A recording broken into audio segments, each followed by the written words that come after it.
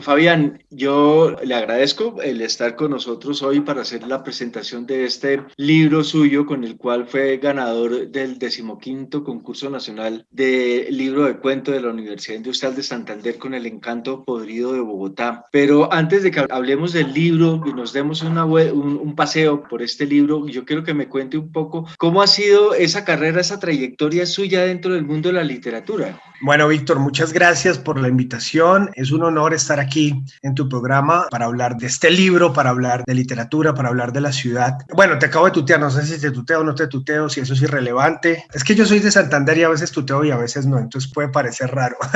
Yo arranqué pues leyendo y escribiendo muy joven, digamos como que siempre me gustó leer, siempre me gustó escribir desde el colegio. Yo era de los que cuando hacíamos obras de teatro en el colegio o había que representar alguna vaina para alguna materia, yo la escribía rápidamente y ponía a mis compañeros a actuar. Todo eso era como mamadera de gallo, entonces era como juegos dentro del colegio para hacer cosas, como te digo, muy estudiantiles. Con un compañero que ahorita es diseñador de modas, nos inventamos un periódico y sacamos un periódico en 10º y en 11, pero eran cosas que salían muy como desde la pasión y la vocación por hacerlas, ¿no? Simplemente. Ya cuando yo termino el colegio y me planteo, bueno, ¿qué quiero estudiar? ¿Qué voy a hacer con mi vida? Pues digamos como que la primera inclinación siempre fueron las letras, ¿no? Entonces, pues obviamente mi familia me sugería que me fuera por el derecho o por la economía, digamos algo que fuera medianamente rentable, pero a mí no me interesaba mucho. Terminé estudiando filosofía y estudiando filosofía en la UIS, yo conocía a un grupo, un taller de literatura de pelados de 20 años, los mismos que yo tenía en ese entonces, que iban a ese taller cada 8 días con el fin de leer a autores de la literatura universal de todos los tiempos y eventualmente también llevar sus propios textos para ser leídos y ser tallereados. Ser tallereados significaba ser corregidos, criticados por todos los demás. Y entonces ahí es que yo me meto, digamos, con conciencia a escribir, porque lo que te decía, antes todo lo anterior lo hacía simplemente como desde el gozo y la pasión, sin preguntarme muchas cosas, solo por el deseo de hacerlo. Cuando yo entro a este taller y paso toda mi universidad en él y conozco a estas personas que están allí involucradas, pues empiezo como a leer con la mirada del escritor. Antes solo leía con la mirada del que gozaba leer y ya está. Cuando digo la mirada del escritor es aquel que empieza a leer pues en búsqueda de cómo está escrito el cuento, de cómo está escrita la novela, de qué voces narrativas usó este autor o esta autora, cómo construyó este personaje, cómo construyó sus escenarios. Entonces todo eso a mí me empieza como a interesar muchísimo y ahí es cuando yo empiezo a escribir. Estamos hablando más o menos del 2003, 2002, 2001, por ahí más o menos, ahí es que yo empiezo a escribir y en Vanguardia Liberal, que es el periódico de Bucaramanga, nosotros empezamos a sacar en el suplemento dominical, que ya se terminó tristemente como muchos suplementos dominicales, nosotros empezamos a sacar una sección literaria que se llamaba Umpalá. Digamos que ese fue el grupo, el taller literario tomó ese nombre después de un paseo que hicimos a ese pueblo. Entonces, ¿cómo le ponemos al taller? Que necesitaba un nombre y le pusimos Umpalá porque ese paseo fue como muy importante para todos. Y el asunto es que empezamos en el suplemento dominical de Vanguardia Liberal a publicar nuestros cuentos, a publicar nuestras reseñas, a publicar nuestras crónicas. Y ahí con el paso de los años se fue formando un primer libro de cuentos que yo publiqué en el 2010, que se llamó Una ciudad llamada Bucaranada. En ese mismo año también publiqué con Editorial Norma un libro que se llama Me llamo José Antonio Galán, que hacía parte de una colección llamada Me llamo. Entonces me llamo Simón Bolívar, me llamo Policarpa Salabarrieta y a mí me escribieron, me contactaron para que me encargara de el libro Me llamo José Antonio Galán a través de la escritora, una cronista, mi abuelo, que escribió un libro que se llama Mi abuelo Colombillo. Fue a través de ella que yo llegué a este proyecto y escribí este libro Me llamo José Antonio Galán. Después yo me vengo a vivir a Bogotá, Víctor, en el 2010, recién publiqué esos 2 libros. Cuando yo llego pues a Bogotá estoy muy interesado en escribir para medios, en escribir crónica también, en hacer no ficción y empiezo a buscar de qué manera lo hago. Entonces se abrieron las puertas de la revista Don Juan, hoy también tristemente desaparecida del tiempo, que publicaba periodismo narrativo y ahí yo empiezo a publicar varias crónicas con Fernando Gómez, que él era el editor en ese entonces y saco varios trabajos periodísticos con ellos, posteriormente con Vice, posteriormente con Semana, posteriormente con otras publicaciones incluso en México y paralelamente pues yo sigo con la actividad literaria, ¿no? Yo sigo escribiendo ficción, tomo varios cursos aquí en Bogotá, por ejemplo hago el taller de escritores de la Universidad Central, el que dirige Isaías Peña. Yo pasé por ahí en el 2012 más o menos por el taller de escritores de la Universidad Central, también estuve en un taller de crónica con Cristian Valencia de Didartes, asistí a varios talleres y a varias formaciones literarias aquí en Bogotá, seguía publicando periodismo, crónica, en el 2013 publicó otro libro de cuentos que se llama Cuervos en la Ventana y en el 2015, gracias a una beca beca de la Gobernación de Santander que saca como cada 2 años becas de creación para artistas de todos los tipos, cinematográficos, fotográficos, literarios, pintores, teatro, etcétera. Yo me presento con una novela que se llama El sexo de las salamandras y ella gana esa convocatoria, la gana. Entonces, con ese dinero que yo me dan, la publico con Ambidiestro Taller Editorial. Eso fue en el 2015, 2016 y sigo haciendo periodismo, Víctor, y más o menos en el 2018 digo, bueno, yo quiero volver a escribir cuentos, me encantan los cuentos y me siento a escribir a mano, que hacía mucho tiempo no lo hacía, y empiezo a escribir El encanto podrido de Bogotá. Y el primer cuento que escribo de ese libro es Desaparición del Universo, que es un cuento que se inspira en mi novia, que es mi actual pareja, en una historia de amor con un final tristísimo como casi todas las historias de amor, pero bueno, ese tiene un enfoque distinto, no voy a contar nada para que cuando lo lean sepan de qué se trata. Después sigo escribiendo los otros cuentos a medida que se me van ocurriendo, a medida que los voy armando a mano. Todo lo hice a mano, Víctor, quise hacer como un ejercicio de recuperación de la escritura a mano, porque todo lo hacía en Word, todo lo hacía en el teclado, y yo dije, bueno, voy a recuperar esto, y fue maravilloso porque la escritura ya no se volvió algo solo intelectual, sino también algo físico, ¿no? Sentir el cansancio del brazo, sentir el cansancio del puño, ver las manos manchadas de tinta, y eso me llevó como a relacionarme con la escritura de una manera más orgánica, literalmente, de una manera mucho más directa, mucho más física, y ahí fueron surgiendo todos estos cuentos, Víctor, 2018, 2019, y en el 2020 ya el libro estaba listo. Yo sentía que ya estaba listo. Por supuesto, el proceso no terminó en mí, sino yo se lo pasé a varias personas, a varios lectores y lectoras, amigos y amigas que generosamente leyeron los cuentos y me dieron sus impresiones, sus críticas tanto positivas como negativas, y yo tomé atenta nota de eso y, digamos, fui como perfilando mejor los personajes, logrando mejor las historias, hasta que yo dije, ya, el libro de cuentos está listo, y vi que la Universidad Industrial de Santander tenía otra vez la convocatoria del Premio Nacional del Libro de Cuentos. Yo conocía ese Premio Nacional pues porque yo estudié en la UIS y me gradué de allá, y de hecho pues lo iba siguiendo porque a varias de las personas que se lo habían ganado yo las admiro mucho, Gerardo Ferro Rojas, Andrés Mauricio Muñoz entre ellos, Paul Brito Ramos, y lo que yo hice fue, bueno, envié mi libro al certamen el año pasado en plena pandemia, me acuerdo que cerraba en septiembre y yo envié el libro impreso como decían las bases, y en diciembre yo estaba en Santa Marta, mediados de diciembre más o menos, y recibí una llamada de la UIS donde me contaban pues que me había ganado el Premio Nacional del Libro de Cuentos, y pues te puedes imaginar la alegría tan berraca que sentí, que fue bien grande, y bueno,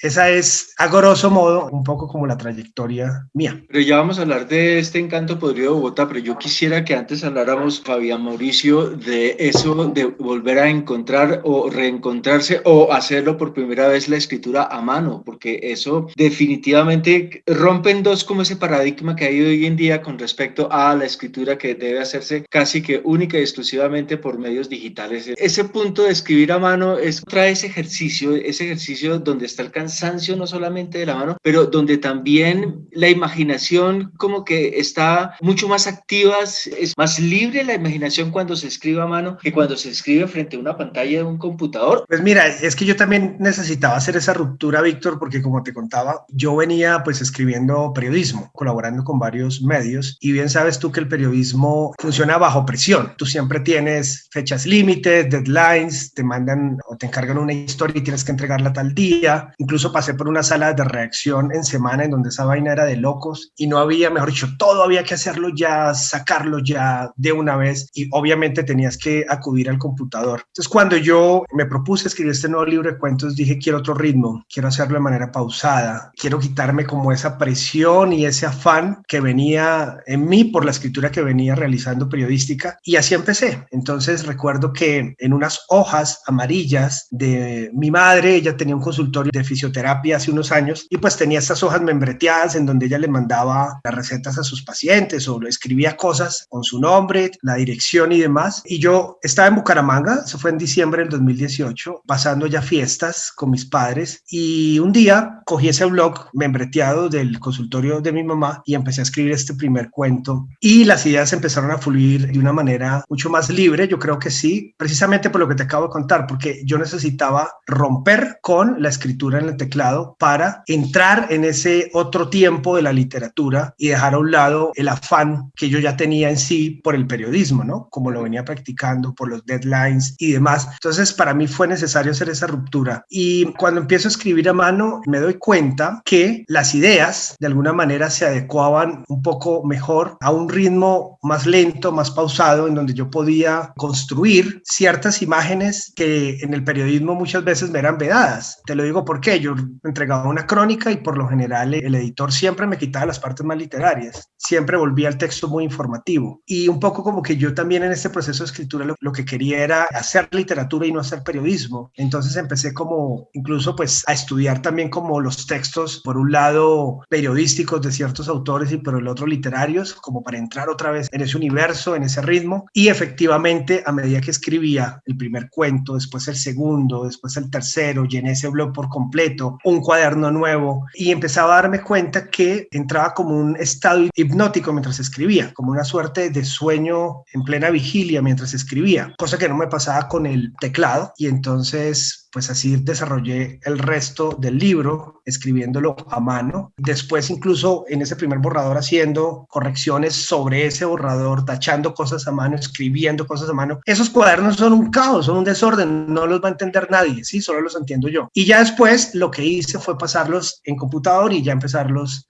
a trabajar desde ahí. Pero definitivamente esa ruptura era necesaria y sí, es verdad, la imaginación siento yo que funcionaba de una manera más orgánica, de una manera más natural, sin tanto afán, como respetando también sus propios ritmos y sus propios tiempos. Lo que noto es que usted tiene precisamente junto a este libro ganador del Encanto Podrido de Bogotá 3 libros publicados, 3 de cuentos, una novela y una biografía, lo cual me lleva a pensar que usted se siente más cómodo escribiendo cuento. Sí, a mí me gusta mucho el cuento. De hecho, mi formación de base, por decirlo así, es el cuento. Yo he sido lector de cuentos desde que era un niño. Me encantaban los cuentos. En la casa había una colección, esa enciclopedia clásica del mundo de los niños, y había un tomo que se llamaba Cuentos y Fábulas y ese era mi favorito. Yo andaba con ese libro para todo lado y me acuerdo que en ese entonces pues yo me leí los primeros cuentos de Las Mil y Unas Noches sin saber qué era Las Mil y Unas Noches. Ahí estaba Aladino, por ejemplo, estaba Alibaba y los 40 ladrones, estaba Sinbad el Marino. Recuerdo que me leí los primeros cuentos de Hans Christian Andersen sin saber qué era Hans Christian Andersen, ¿no? Ahí me leí El Nuevo Traje del Emperador y yo tenía 8 o 9 años, me fascinaban los cuentos. También mi mamá contaba cuentos de cómo la habían asustado a ella cuando era niña, de cómo un familiar se había despedido antes de morir. Mi abuela contaba cuentos, o sea, es decir, a mí los cuentos siempre me han fascinado, no solo los literarios, sino también los de tradición oral. Y cuando yo ya llego al taller y empiezo a escribir, digamos que había una gran inclinación por el cuento y leíamos cuentistas de todas las tradiciones y de todos los tiempos, colombianos, internacionales, bueno, de todo lado, y a mí me fascinó el cuento también literario y empecé a escribirlo de una manera como muy apasionada, ¿no? Y como muy decidida y como, bueno, yo quiero escribir cuentos. Y sí, el cuento es un género que me fascina, es un género que me encanta tanto leer como escribir, ¿no? Y sí podría decir que siento una afición y una predilección por él. Sí, ahí está Miguel Mendoza, por ejemplo, está Paul Brito, está usted, hay tantos autores colombianos que tienen una fascinación por el cuento y lo cual también le lleva a uno a pensar que el cuento en Colombia, a pesar de mucho de lo que dicen, de mucho de lo que se habla, es un género que tiene muy buena salud, es un género que se conserva, ahí están los premios, ahí está este premio, por ejemplo, lo cual muestra también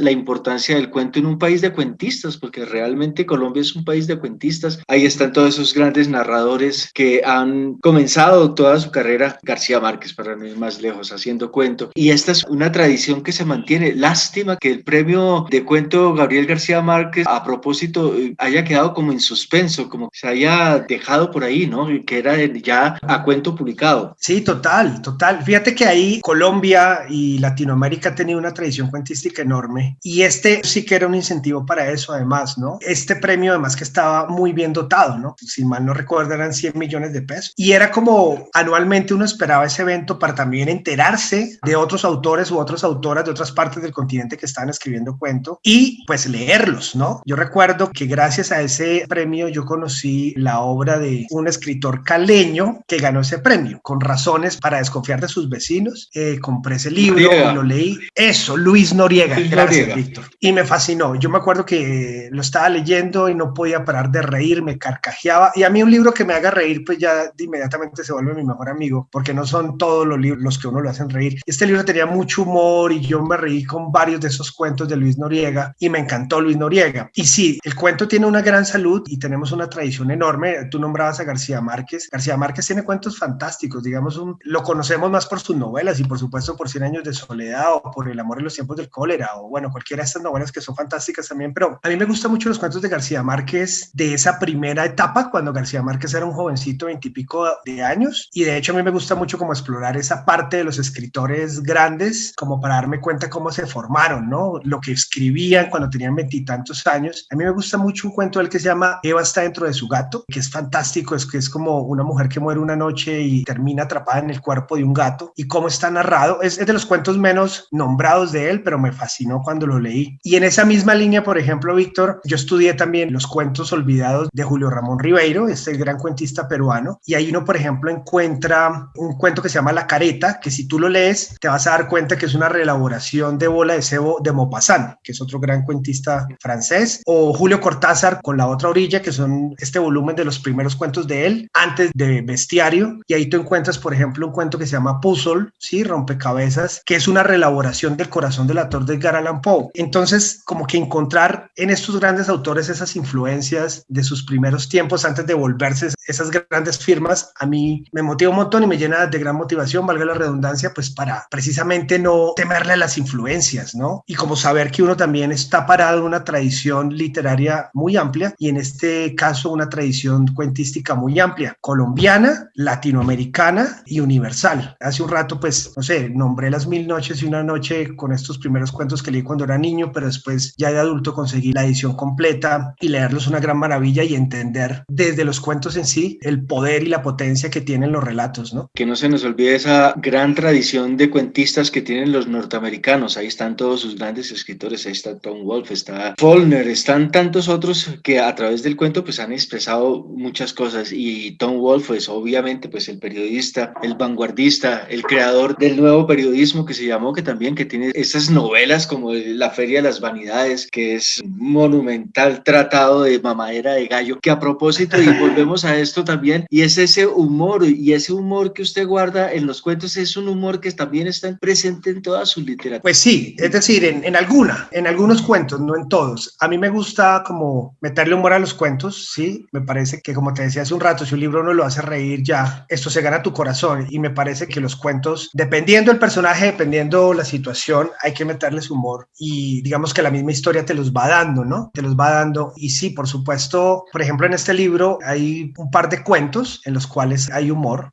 y ya he tenido noticias felices de lectores que me han dicho pues que se han muerto de la risa. Incluso un lector me mandó un video en donde su esposa lo filmó mientras él leía uno de los cuentos que se llama La Piscina y el tipo estaba muerto de la risa. Entonces, pues para mí eso es como la mejor recompensa, ¿sabes? Es como, wow, qué bueno que este texto sea capaz de producir eso, qué bueno que este texto sea capaz como de alegrarle el corazón a alguien. Y sí, y en la tradición esto del humor, ahorita que tú nombrabas, por ejemplo, a los norteamericanos, a mí me gusta mucho también los grandes escritores y escritoras norteamericanas, cuentistas, pero pienso mucho, por ejemplo, en una novela de un autor norteamericano, John Kennedy Toole, muy famosa, ¿no? La Conjura de los Necios, que es una novela en la cual tú te ríes, o sea, es decir, yo no paraba de reírme leyendo esa novela. Y otro autor norteamericano que se llama Erskine Caldwell, que escribe una novela corta, así como la extensión de Pedro Páramo, que se llama El Camino del Tabaco, que es otra novela en la cual uno no puede parar de reír. Es un humor negro que te arranca carcajadas. Entonces a mí ese tipo de literatura pues me gusta mucho también y trato también que mis cuentos tengan eso. Eso sí, depende del personaje, depende de la situación, depende de lo que quiero contar, ¿no? Porque no todos pueden ser narrados con ese tono, pero me fascina. Bogotá, Acid Road Trip y El Encanto Podrido de Bogotá son dos cuentos que unen de alguna forma esta ciudad que usted siente tanto, que la ha caminado, que la ha conocido. Además hay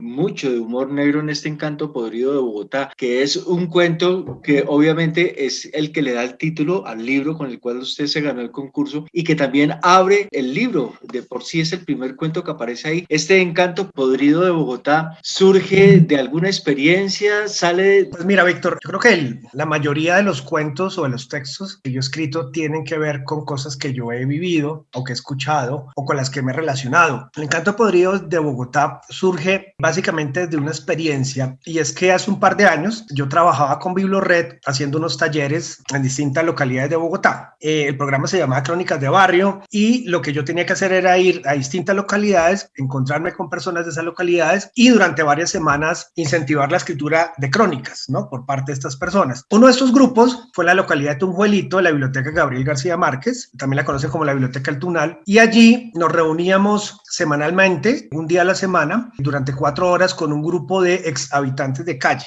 Muchos de ellos recaían otra vez, tenían problemas grandes con el bazuco, sobre todo, y ellos pues estaban en un estado de vulnerabilidad muy grande, tratando como de salir de la calle. Entonces pasaban por estas casas de paso, y estas casas de paso les ofrecían talleres, entre esos estaba el de escritura. Y a mí me conmovió mucho ese taller, Víctor, porque pues en un principio yo llegué con la idea de, vamos a hacer un taller de escritura, vamos a leer, y me di cuenta que por ahí no era la cosa, que el enfoque era distinto, y yo terminé haciéndome muy cercano a ellos. Digamos que todas las sesiones era más como de escuchar lo que querían decir, pero cada vez que uno de ellos quería contar sobre qué quería escribir, terminaba echándose un monólogo hablando de su vida. Entonces este taller se convirtió como una terapia grupal para todos, es decir, era como muchas veces ellos lloraban, muchas veces ellos confesaban cosas que nunca antes habían dicho, y al final pues sí, terminamos desarrollando unos textos que se publicaron en la Biblioteca Digital de Bogotá, escritos por ellos. Yo lo que hice fue editarlos, corregirlos, y salieron a la luz pública, pero sus historias me conmovieron muchísimo, Víctor, y yo quería crear un personaje que fuera un habitante de calle,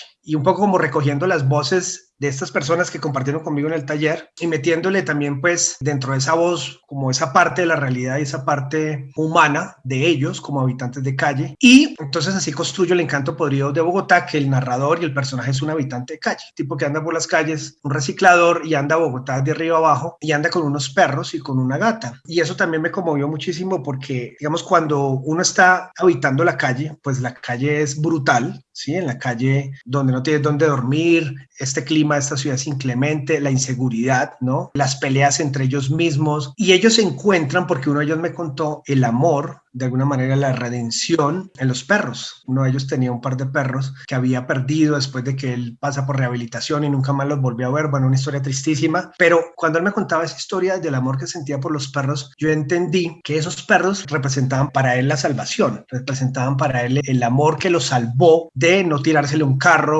de no acabar, bueno, muerto en alguna alcantarilla, era por los perros. Entonces yo, después de que salgo de eso, quedé como con esa idea de contar esa historia, y eso es lo que hago, digamos que sale de ahí, sale de esa experiencia en esos talleres con habitantes de calle. Hay 11 cuentos en este libro del encanto podrido de Bogotá, son 11 historias las que están ahí narradas, 11 historias que, como usted bien lo dice, pues comenzaron como a escribirlas como desde 2019, de pronto tenía algo que ya había escrito y lo único que hizo fue repasarlas sobre ellas y todo. El grueso de las historias las construyó en la medida en que transcurrió el 2019, algo del 2020, algo de la pandemia le tocó también. Escribiendo esto, ¿le afectó en algo la escritura o le cambió en algo también el concepto, la mirada, todo lo que tuvo que ver con este encierro? Sí, 2018, 2019, 2020, yo escribo este libro de los 11 cuentos. Sí, digamos que el 90% fueron escritos en ese periodo. Hay un par que yo ya tenía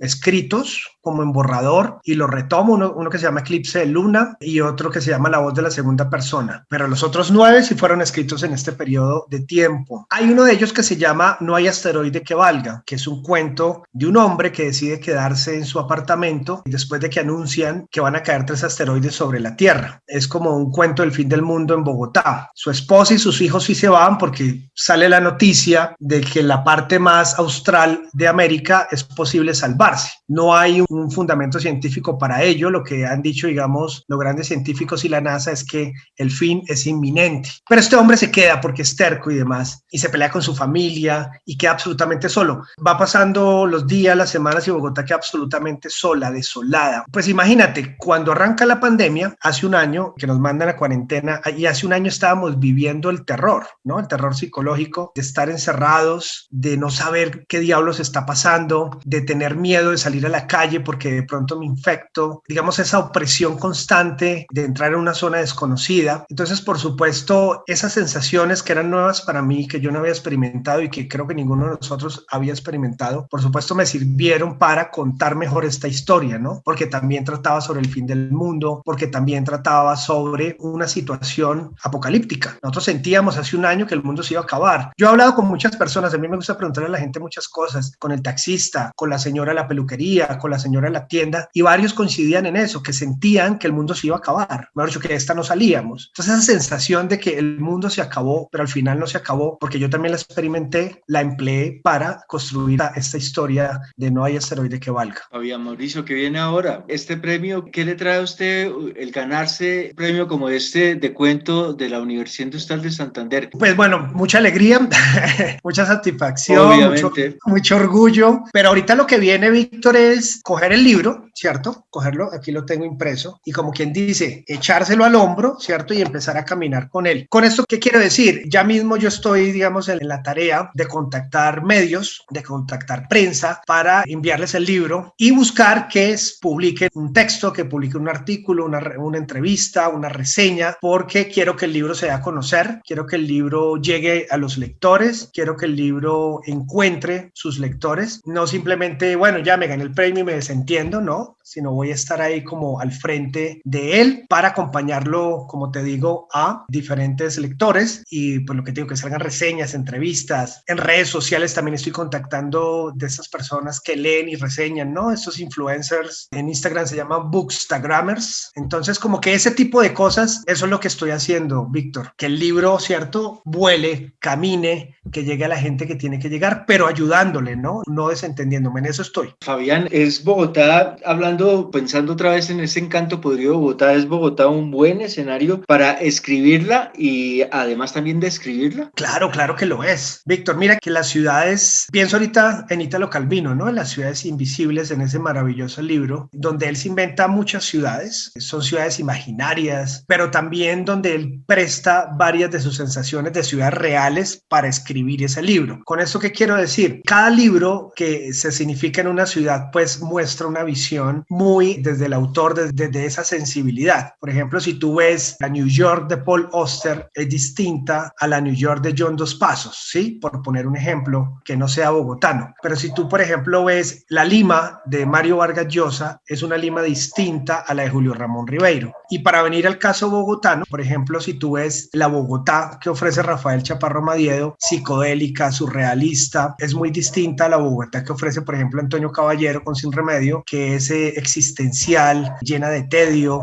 como sin esperanzas, ¿no? Farragosa, pero al mismo tiempo muy divertida, llena de humor negro. Entonces, un poco como que Bogotá para mí, desde que yo he vivido acá, me ha volado la cabeza en muchos sentidos, en muchas situaciones. Bogotá es una ciudad que ofrece el cosmopolitismo que no se encuentra en otras ciudades. Aquí en Bogotá, por ejemplo, uno encuentra extranjeros que vienen a la ciudad simplemente para tener tours frenéticos, para meterse en el Bronx y perderse durante días y para luego ser rescatados por un camión de bomberos, como lo hemos visto todos en las noticias. Pero Bogotá también ofrece, por ejemplo, las historias de personas que viven en el San Juan de Dios desde hace 20 o 30 años y viven allí como una suerte de ocupas, pero también ofrece la zona rural de Usme, que es otro mundo, pero sigue siendo Bogotá. Es decir, Bogotá es una ciudad con muchos derroteros, ¿no? Y muchas perspectivas. Y un poco lo que yo quise hacer es como ofrecer a partir de varios puntos de vista y varias voces, como las distintas Bogotás que pueden haber, ¿no? Pero sobre todo experimentadas por personajes particulares que al final del día pues son tragados por la misma ciudad, ¿no? Aparte de la mochila de Fabián Mauricio Martínez González, donde está el libro El encanto podrido de Bogotá, la gente lo consigue en todas las librerías ya, me imagino, ya debe estar circulando por todas o necesariamente tienen que esperar que Fabián Mauricio, como si fuese otro cuento más, pasase por una calle diciendo sus libros. Pues mira, Víctor, bueno, como el libro salió editado por Ediciones WIS, quienes fueron la Dirección Cultural de la WIS organiza el Premio Nacional de Libro de Cuentos de la WIS desde hace 15 años. Entonces ellos pues son los encargados de la distribución, los encargados de llevar el libro a distintas plataformas. Mira, en estos momentos el libro se puede conseguir en la tienda universitaria de la WIS. Uno lo puede encontrar en Facebook o en Instagram como @tienda universitaria WIS o simplemente pone tienda universitaria WIS en Google y ahí tú vas a encontrar las páginas. Entonces lo que ellos me dicen es que lo que uno puede hacer es escribirles: estoy interesado en el encanto podrido de Bogotá. Ellos te dicen vale tanto, tú pagas eso por un PSE, por una transacción, una transferencia bancaria, y ellos te lo envían a vuelta de correo. Ellos hacen despacho a nivel local, Bucaramanga, y a nivel nacional, a toda Colombia, la tienda universitaria de la UIS. Con ellos se puede conseguir muy fácilmente. Me cuentan que en un par de semanas los libros ya van a estar aquí en Bogotá, que ellos tienen unos distribuidores acá, y me dicen que en un par de semanas el libro también se va a poder conseguir en, digamos, en formato ebook,